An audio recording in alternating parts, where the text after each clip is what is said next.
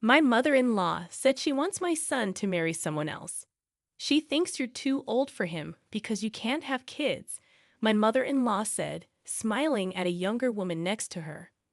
My husband, sitting silently beside her, didn't say anything.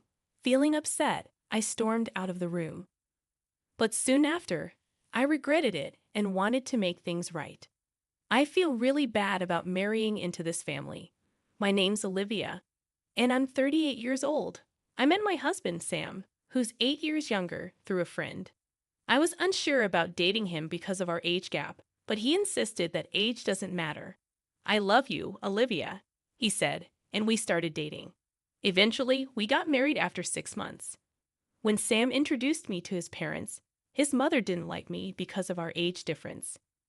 When you said you were bringing a woman to consider marrying, I thought she'd be young and cute. 38 years old, Sam. I mean, no offense, but think about it again. Younger women are usually better, she told Sam right in front of me. My father-in-law intervened, saying, if Sam thinks she's good, then she's good, right? Sorry for my wife's rude comments, Olivia. Eventually, we got their approval for our marriage. My father-in-law was good at smoothing over my mother-in-law's harsh words, making it seem like he didn't want any conflict. But after we got married, he often ignored issues, which was disappointing. Sam's family was well known as landowners in our small town, and my mother-in-law loved to brag about it. Even though she wasn't technically related by blood, she married into the family, just like me. This family is very wealthy, and Sam, being the favorite, has a charming and dreamy aura. My previous partner was very careful with money, which was tough. So Sam's relaxed and generous attitude towards money is quite attractive to me. Even though my mother-in-law reluctantly accepted our marriage after my father-in-law scolded her, she doesn't seem happy about it. She keeps telling me how a good wife should act, which is frustrating.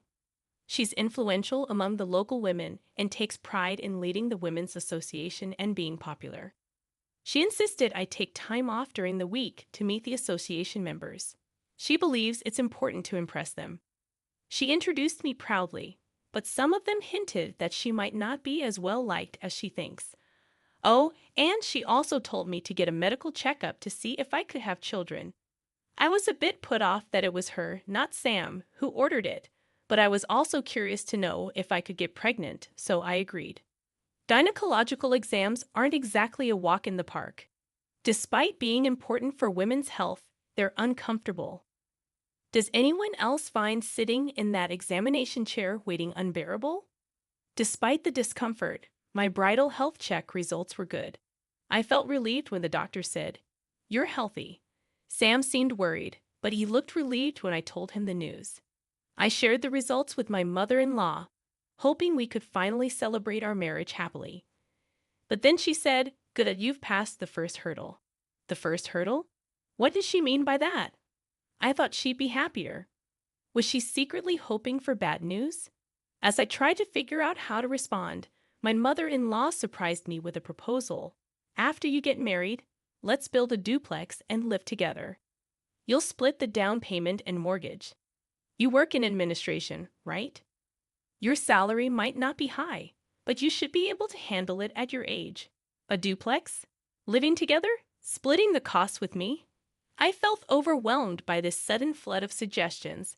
I looked at my husband sitting beside me, hoping for some support, but he remained silent. "Could you please chime in?" I asked him. I haven't discussed anything about living together with Sam. And, well, before we talk about a duplex and living arrangements, I'd like to address the comment about my job," I said, feeling a bit hurt. "You haven't discussed it." Oh, well, Sam probably thought it was understood. That's not good. We'd always planned that when Sam gets married, we'll all share a house and live together, my mother-in-law insisted. I felt a chill run down my spine. Always? Is she implying she drilled this idea into Sam's head by repeating it constantly? That's correct. That's what I had in mind. Wait, you didn't know about this? Why are you agreeing so easily? My mother-in-law questioned. I'm sorry, but I had no idea about this plan, and I can't make a decision without discussing it with Sam first. Can we please hold off on this for now? I said before leaving my in-laws' house. Later, when I talked to Sam, he admitted that after we got married, he intended to build a duplex on his parents' property and live with them. I was furious that Sam hadn't told me about his plans, but when he apologized and said he forgot, I couldn't stay mad. I thought I might not find someone as kind and handsome as Sam at my age, so I ignored the warning signs and went ahead with the marriage. Looking back, I realized I should have been more cautious. I ended up going along with my mother-in-law's wishes and helped pay for a duplex where we'd live with Sam's parents. 6 months into our marriage, I found out I was pregnant. I kept it a secret from my in-laws until I was sure everything was stable. When I finally told them, they were thrilled and started discussing baby names, assuming it would be a boy, although we didn't know the gender yet. Despite feeling pressure, it's nice to see them happy.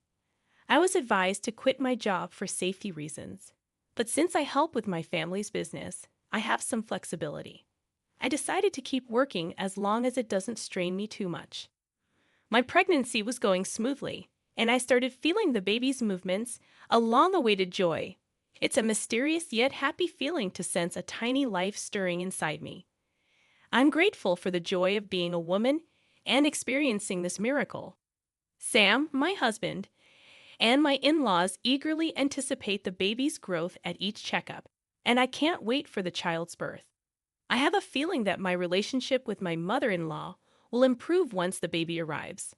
One day, when everything seemed perfect, I noticed the baby's movements were weakening. I felt an indescribable anxiety and rushed to the hospital. The doctors gave me heartbreaking news.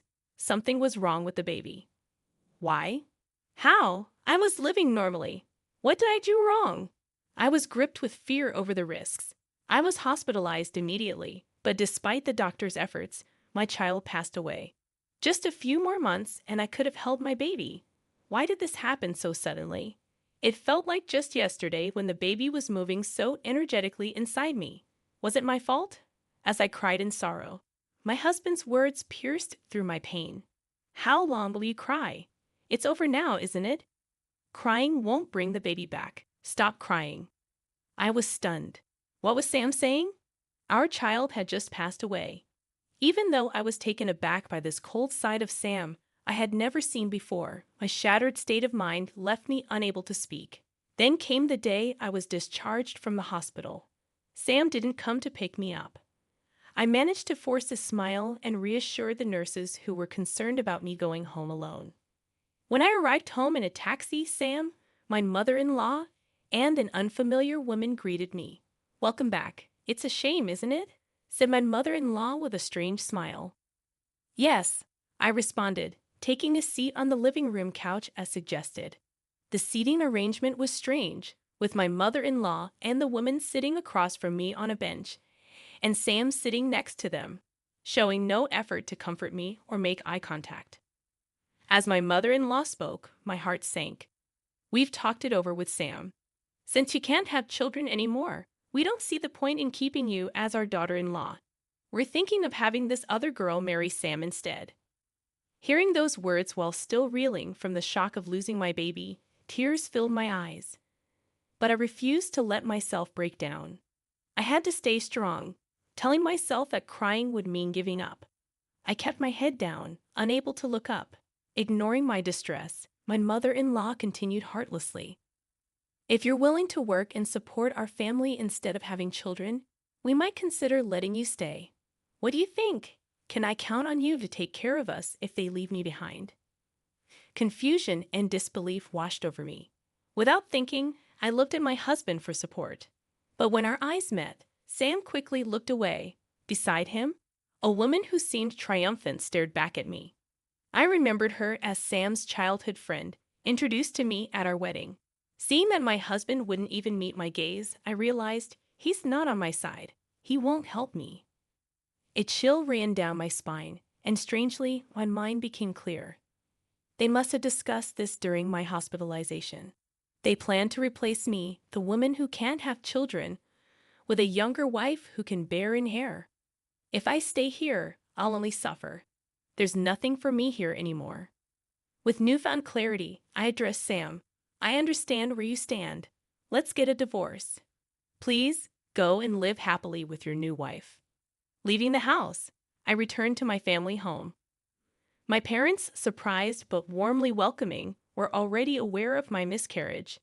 They were outraged by the cruelty I had faced so soon after leaving the hospital. Their warm reaction was a relief after everything, and I ended up crying a lot that day. Exhausted from tears, I fell asleep. However, the next day, my mother-in-law and husband, who had shown such cruelty in driving me out, unexpectedly showed up at my family home. At first, my mother dealt with them normally, but once she realized who they were, she refused to engage with them. Then, they started incessantly ringing the doorbell, shouting, "We've canceled the divorce. Come back now." You see, my family runs a barbecue restaurant, a well-known spot that serves a globally famous brand of beer. It's frequented by many celebrities and athletes who enjoy our delicious food. However, my husband's family comes from an old, respected background, and they looked down on our family, thinking that running a restaurant was somehow shady. They had this outdated belief that restaurant businesses were inferior, and they saw our family as less well off. We even invited them to dine with us once before the marriage, but they declined, saying beef. We always eat at certain places. Eating meat from other restaurants gives me heartburn. Sorry. During the pre-wedding meetings, they indirectly belittled my family with remarks like, "Oh, you run a restaurant, right? That's so old-fashioned. Oh, I see, from your parents' generation. Dealing with beef, huh? Well, respectable families don't engage in such businesses." It hurt to see my parents, who had worked hard to raise me, being treated this way, but they brushed it off with a laugh, saying there are always people with narrow mindsets. On the day I left after the divorce, my husband and mother-in-law happened to see our restaurant being featured on TV. Up until then, they had shown no interest and considered my family beneath them. But they panicked when they saw the restaurant described as running its own farm that produces top-quality beef, enjoying extreme popularity with meat exported worldwide, being highly successful and lucrative. Suddenly, they tried to cozy up to me, saying, "If your family were wealthy, we wouldn't have talked about divorce. We're sorry for yesterday. We weren't thinking clearly. Please come back." After all their talk about children and heirs, was it really all about money in the end? My husband Sam and his family never asked much about my job, so I had simply told them I worked in office administration for my family's company, leading them to believe I was a low-paid and incompetent employee. Consequently, they probably assumed that asking me to pay for the house would make me give up on the marriage.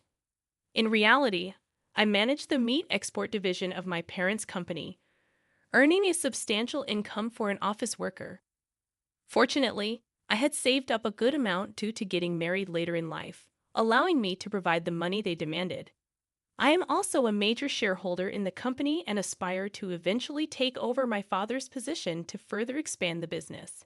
Despite this, they had never shown any interest or asked me about my role until it was highlighted on TV, leading to an overnight change in their treatment of me. Despite incessantly talking about wanting children, it became apparent that money was their primary concern.